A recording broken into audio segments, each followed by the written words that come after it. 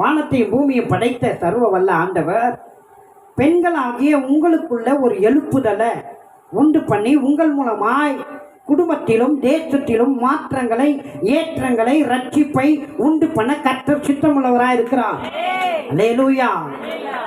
அதற்கு நீங்கள் உங்களை கொடுக்க வேண்டும். பெண்களாகிய நீங்கள் ஏதோ சமைப்பதற்கும், ஏதோ வீட்டு காரியங்களை கவனிப்பதற்கும், வேலைக்கு போவதோ வருவதற்கும் மாத்திரம் அல்ல.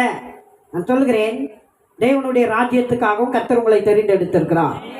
ஒரே ஒரு தெபோரா எழும்பி நியாயம் விசாரிக்கிறாங்க.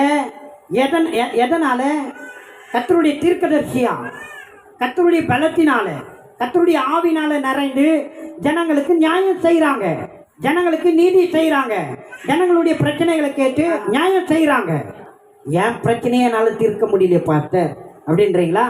அதுக்கு தான் நான் சொல்கிறேன், கர்த்தருடைய சமூகத்தை நாடுங்கள், கர்த்தருடைய பலனை நாடுங்கள், கர்த்தரை நோக்கி பாருங்கள்.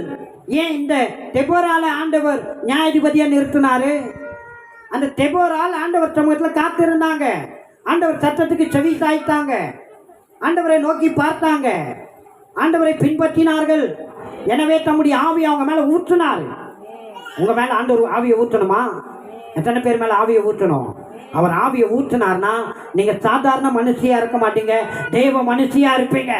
தேவ மனுஷியா இருப்பீங்க, அடையாளமாக மாறுவீங்க, அற்புதமாக மாறுவீங்க.